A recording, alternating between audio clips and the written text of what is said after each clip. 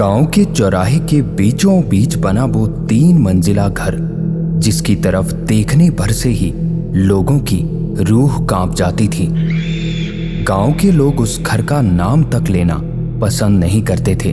बच्चे अगर गलती से भी उस चौराहे के पास खेलने चले जाते तो उनके माँ बाप दूर से ही चिल्लाकर उन्हें वापस बुला लिया करते थे, क्योंकि सबको पता था कि वो घर खाली नहीं बल्कि उसमें कोई रहता था।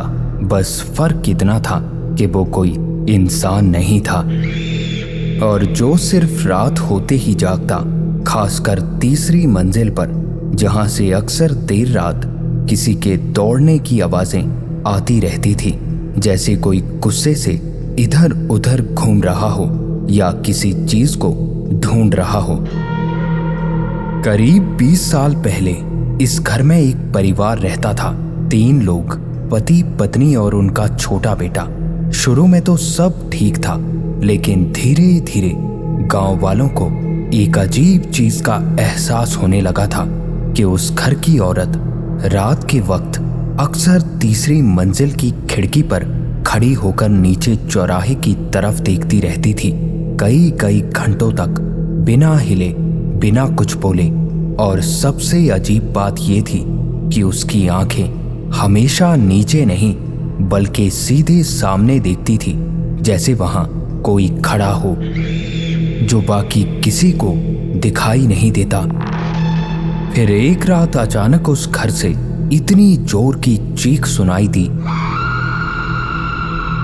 कि पूरा गांव जाग उठा था। लोग भागकर चौराहे तक पहुंचे, लेकिन घर का दरवाजा अंदर से बंद था। खिड़कियों पर बस अंधेरा था और अंदर से फिर कोई आवाज नहीं सुनाई दे रही थी। काफी देर तक दरवाजा तोड़ने की कोशिश हुई, और जब दरवाजा खुला तो लोगों ने अंदर जो देखा उसने उस घर को हमेशा हमेशा के लिए अशुभ बना दिया था। घर के अंदर सब कुछ बिखरा पड़ा था। दीवारों पर नाखून के निशान और फर्श पर खून के सूखे धब्बे थे, लेकिन परिवार का कोई भी सदस्य वहां नहीं था। मानो ऐसा लग रहा था जैसे वो कभी वहां थे ही नहीं। बस तीसरी मंजिल के एक कमरे में दीवार पर खून से एक ही बात लिखी थी, वो नीचे खड़ा है, तुम नीचे मत देखना। उस दिन के बाद से वो घर बंद कर दिया गया, लेकिन बंद होने के बाद भी अजीब घटनाएं और बढ़ने लगी थी। रात के समय जो भी उस चौराहे से गुजरता, उसे ऐसा लगता जैसे कोई उस घर की तीसरी मंजिल से उसकी तरफ ही देख रहा हो। और अगर किसी ने गलती से भी ऊपर तीसरी मंजिल की खिड़की की तरफ देख लिया तो उसे वहां कोई खड़ा साफ दिखाई देता, बिल्कुल स्थिर अंधेरे में। और जैसे ही किसी की नजर उस अंधेरे में खड़े साए तक जाती, वो धीरे धीरे पीछे हट जाता और अंधेरे में गायब हो जाता।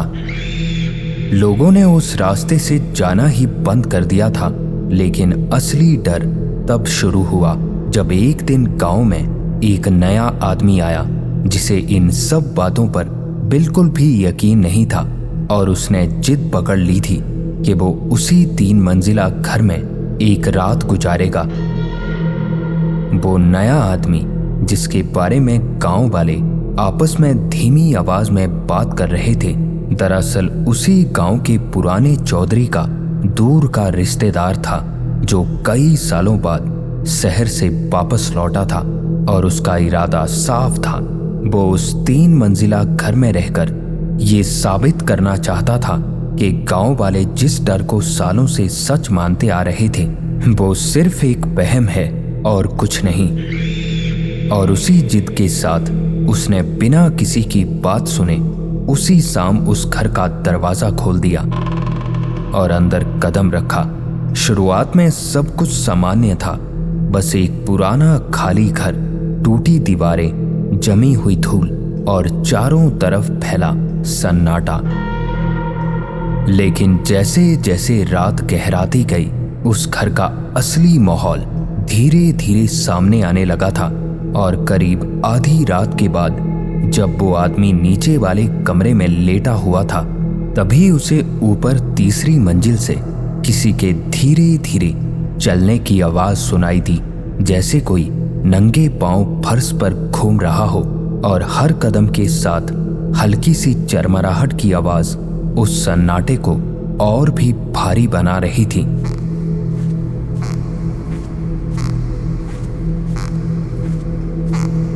पहले तो उसने खुद को समझाया कि ये पुरानी लकड़ी की आवाज होगी, लेकिन कुछ ही देर में उसे एहसास होने लगा कि ये आवाज एक ही जगह पर नहीं बल्कि पूरे कमरे में घूम रही थी, जैसे कोई बेचैनी से इधर उधर चल रहा हो।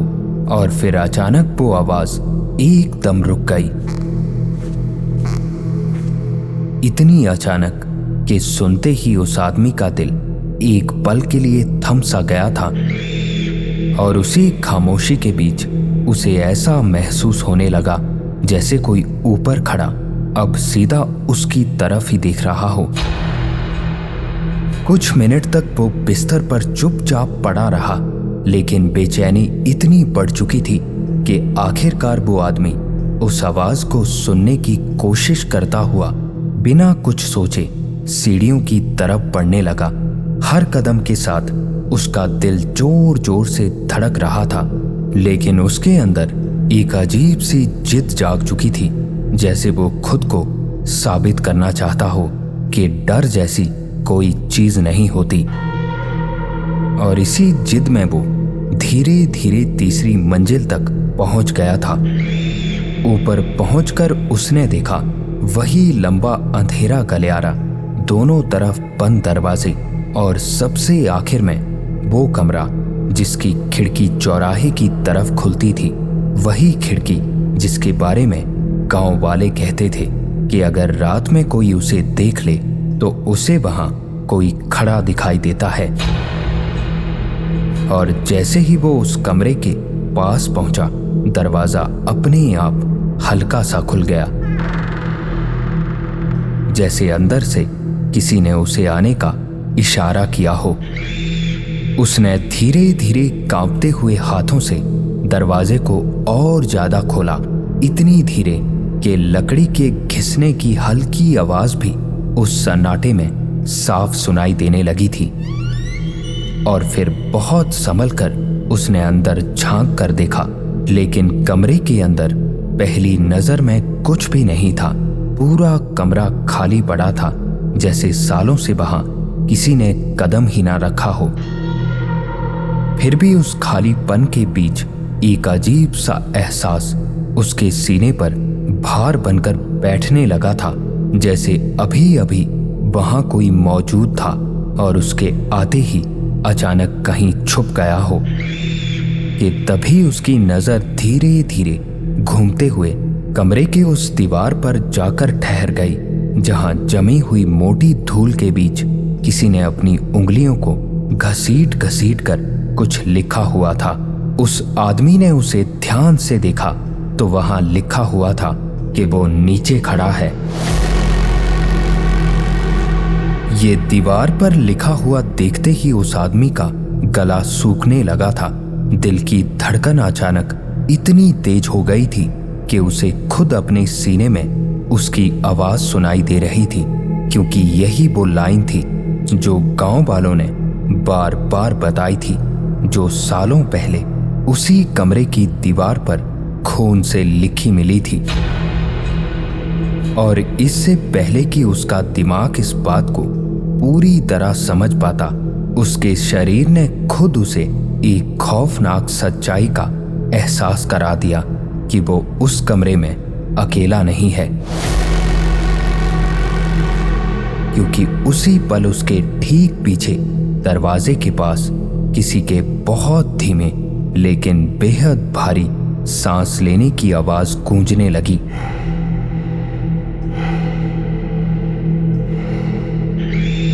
ऐसी आवाज जिसमें गर्माहट नहीं बल्कि एक अजीब सी ठंडी नमी थी, जैसे कोई चीज बहुत पास खड़ी हो और उसकी सांस सीधे उस आदमी की गर्दन को छू रही हो, लेकिन वो सांस इंसान जैसी नहीं थी।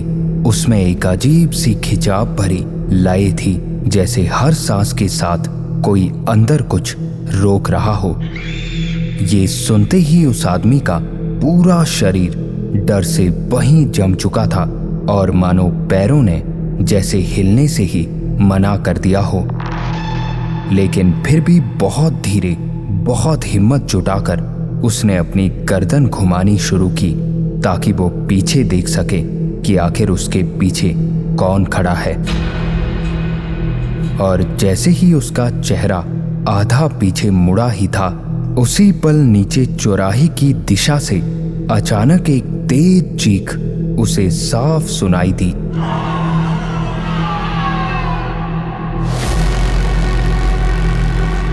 अभी वो आदमी कुछ और सोच पाता कि तभी एक बहुत डरावनी हंसी की आवाज उस पूरे घर में गूंज उठी।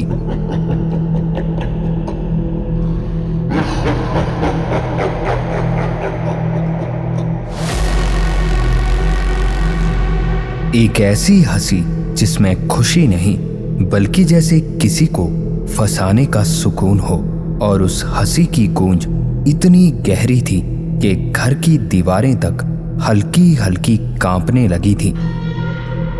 और उसी एक पल में उस आदमी को ये समझ आ चुका था कि जो उसके पीछे खड़ा था और जो नीचे चौराहे पर अभी अभी चीख रहा था, वो दोनों के दोनों एक ही थे।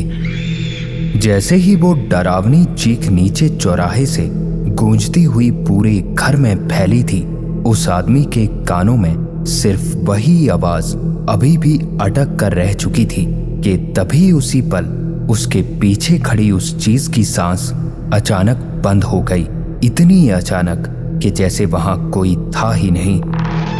लेकिन ये खामोशी राहत देने वाली नहीं, बल्कि उससे भी ज्यादा खौफनाक थी, क्योंकि अब उस आदमी को ये समझ नहीं आ रहा था कि वो चीज अभी भी उसके पीछे खड़ी थी या गायब हो चुकी थी। उसने हिम्मत जुटाकर एक झटके में पीछे मुड़कर देखा, लेकिन वहां कुछ भी नहीं था। दरवाजा आधा खुला हुआ था और उसके बाहर वही अंधेरा गलियारा बिल्कुल वैसा ही दिख रहा था जैसे वो पहले था। एक पल के लिए उसे लगा कि शायद ये सब उसका वहम था, लेकिन तभी उसके कान के बिल्कुल पास, इतनी पास कि जैसे कोई उसके अंदर ही बोल रहा हो, एक बहुत धीमी आवाज गूंजी, नीचे मत देखना। ये सुनते ही उस आदमी का दिल जैसे एक पल के लिए रुक चुका था, क्योंकि ये वही शब्द थे जो दीवार पर लिखे थे और अब कोई चीज उसे खुद ये बात कह रही थी। वो एक झटके में पीछे हटा, लेकिन उसके पैर किसी चीज से टकराए और वो लड़खड़ाता हुआ नीचे देखने लगा तो फर्श पर धूल में कुछ ताजा निशान बने हुए थे, पैरों के निशान, लेकिन वो उसके अपने नहीं थे। वो निशान ऐसे थे जैसे कोई अभी अभी उसके चारों तरफ घूम कर गया हो, और हर निशान दरवाजे की तरफ नहीं बल्कि खिड़की की तरफ जा रहे थे। उसने धीरे धीरे अपना सिर उठाया और कमरे के उस कोने की तरफ देखा जहां खिड़की थी, वही खिड़की जो सीधे चौराहे की तरफ खुलती थी। और जैसे ही उसकी नजर वहां पड़ी, उसका शरीर डर से अंदर तक कांप चुका था, क्योंकि खिड़की अब पूरी तरह खुली हुई थी, जबकि उसे याद था कि जब वो अंदर आया था तब वो बंद थी और खिड़की के बाहर अंधेरे में कुछ खड़ा था। शुरुआत में उसे खिड़की के बाहर कुछ भी साफ दिखाई नहीं दिया, बस अंधेरे के बीच एक धुंधली सी परछाई दिख रही थी और वो कुछ सेकंड तक उसी तरफ आंखें गड़ा कर देखता रहा। लेकिन जैसे जैसे उसकी आंखें उस गहरे अंधेरे को और गौर से देखने लगी, वैसे वैसे वो परछाई धीरे धीरे आकार लेने लगी थी। उसी तरफ देखकर अब उस आदमी को साफ समझ आने लगा था कि वो कोई साया नहीं बल्कि एक इंसान जैसी दिखने वाली आकृति थी, जो लंबी और अजीब रूप से सीधी खड़ी थी, जैसे किसी ने उसे जबरदस्ती खींचकर खड़ा कर दिया हो। लेकिन सबसे डरावनी बात यह थी कि उसका चेहरा अंधेरे से भी ज्यादा गहरा था, जैसे वहां कुछ था ही नहीं, बस एक खालीपन। और उसी खालीपन के बीच ऐसा एहसास हो रहा था जैसे दो गहरे गड्ढे उसी की तरफ एक टक देख रहे हों। और इससे भी ज्यादा डरावनी बात यह थी कि वो आकृति जमीन पर नहीं खड़ी थी बल्कि सीधा तीसरी मंजिल की उस खिड़की के बराबर हवा में खड़ी थी। और ये देखते ही उस आदमी का दिमाग एक पल के लिए बिल्कुल सुन्न पड़ चुका था, क्योंकि वो जो देख रहा था वो किसी भी तरह से इंसान तो नहीं हो सकता था। अभी वो आदमी कुछ और सोच पाता जब उस आकृति ने बहुत धीरे धीरे बड़े अजीब ढंग से अपना सिर उठाना शुरू किया, जैसे उसकी गर्दन में कोई हड्डी ही ना हो। और फिर एक झटके से वो आकृति सीधे उस आदमी की तरफ देखने लगी। और उसी पल उस आदमी का एहसास और गहरा हो गया था कि अंधेरे के अंदर से कोई चीज उसे देख रही थी, उसे पहचान रही थी और शायद उसी का इंतजार कर रही थी। और फिर उसी खिंची हुई लंबी और अजीब तरह से टूटती बनती हंसी की आवाज इस बार पहले से कहीं ज्यादा साफ और पहले से भी ज्यादा करीब हवा को चीरती हुई उसके कानों तक पहुंची। ऐसी हंसी जिसमें इंसानियत का कोई नामो निशान नहीं था।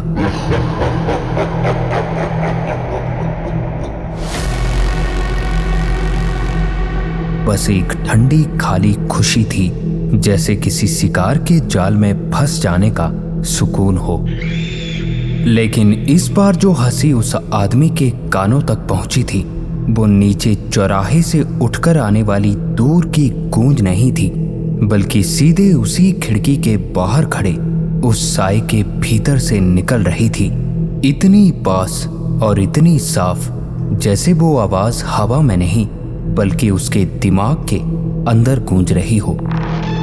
और उसी पल डर के मारे जब उस आदमी ने एक कदम पीछे हटने की कोशिश की तो उसके पैरों ने जैसे उसका साथ छोड़ दिया हो। तलवे बिल्कुल ठंडे पड़ चुके थे और मानो घुटनों में अब जान नहीं बची थी। और उसी एक छोटे से कदम के साथ एक सिहरन बिजली की तरह दौड़ गई। एक ऐसा एहसास जो सिर्फ डर नहीं था बल्कि किसी अनदेखी मौजूदगी के बेहद करीब आ जाने की चेतावनी था कि अब वो सच में वहां अकेला नहीं था, क्योंकि ठीक उसी पल बिना किसी आवाज के, बिना किसी आहट के उसे साफ महसूस हुआ कि कमरे के अंदर उसके ठीक पीछे कोई खड़ा था। इतनी नजदीक कि अगर वो हल्का सा भी पीछे झुकता तो शायद किसी चीज से टकरा जाता। लेकिन इस बार वो मौजूदगी पहले जैसी नहीं थी। ना कोई सांस, ना कोई आवाज, ना ही किसी तरह की हलचल।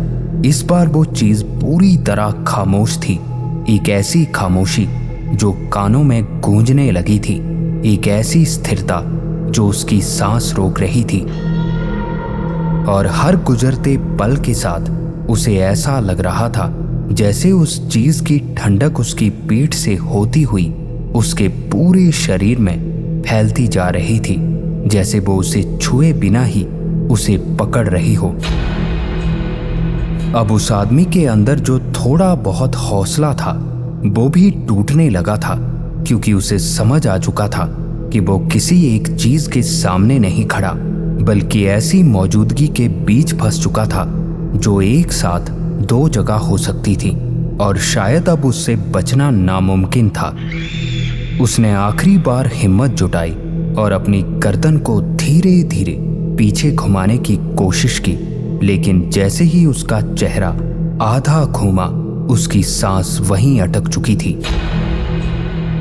क्योंकि उसके ठीक सामने उससे बस कुछ ही इंच की दूरी पर वो चीज खड़ी थी उसका चेहरा इतना करीब था कि वो उसकी हर बारीकी को महसूस कर सकता था, लेकिन वो बारीकियां इंसानी नहीं थी। आंखों की जगह सिर्फ गहरे काले गड्ढे ही थे और उन गड्ढों के अंदर जैसे कुछ हल्का हल्का हिल रहा था, जैसे अंधेरे के अंदर कोई और अंधेरा जिंदा हो। उसका मुंह हल्का सा खुला हुआ था, लेकिन उसमें से कोई साफ आवाज नहीं निकल रही थी। सिर्फ एक अजीब सी खिंची हुई मुस्कान उसके चेहरे पर फैली हुई थी, जो बिल्कुल भी सामान्य नहीं लग रही थी। अब वो आदमी चिल्लाना चाहता था, वहां से भागना चाहता था, लेकिन उसका शरीर अब उसका साथ छोड़ चुका था। और तभी वो चीज धीरे धीरे उसके और करीब झुकी और उसकी बर्फ जैसी ठंडी सांस सीधे उसके चेहरे से टकराई, जिसमें एक सड़ी हुई बंद हवा जैसी गंध थी। और उसी पल बिना होंठ हिलाए, बिना किसी साफ आवाज के, एक टूटी हुई आवाज उसके दिमाग के अंदर गूंज उठी। तू देख चुका है, तूने महसूस भी कर लिया, और अब यही अंत है। उसके बाद उस कमरे में क्या हुआ ये किसी ने नहीं देखा, क्योंकि अगली सुबह जब गांव के कुछ लोग हिम्मत करके उस घर के अंदर गए तो नीचे का दरवाजा खुला हुआ था। घर वैसा ही पड़ा था, लेकिन वो आदमी कहीं नहीं मिला, जैसे वो कभी यहां आया ही नहीं था। लेकिन तीसरी मंजिल के उसी कमरे में दीवार पर जहां पहले लिखा था वो नीचे खड़ा है। अब उसके नीचे ताजा उंगलियों के निशानों से एक और लाइन लिखी हुई थी, जिस पर लिखा था, जिस घर का दरवाजा वास्तु के हिसाब से नहीं बनता, उस घर का रास्ता इस दुनिया में नहीं बल्कि कहीं और जाता है। और उस दिन के बाद से गांव के लोग कहते हैं कि रात के समय उस घर की सबसे ऊपर वाली खिड़की में दो परछाइयां दिखाई देती हैं, एक जो बाहर देखती रहती है और दूसरी परछाई जो अंदर किसी नए इंसान का इंतजार करती है। दोस्त, अगर किसी सुनसान चौराहे पर कोई पुराना घर दिखे और उसकी सबसे ऊपर वाली खिड़की खुली हो तो वहां रुककर उसे देखने की गलती मत करना, क्योंकि कई बार ऐसा नहीं होता कि तुम किसी चीज को देख रहे हो। सच ये होता है कि वो चीज बहुत पहले से तुम्हें ही देख रही होती है और बस इंतजार कर रही होती है कि तुम उसकी तरफ नजर उठाओ। और ये थी आज की एक कहानी ऐसी भी।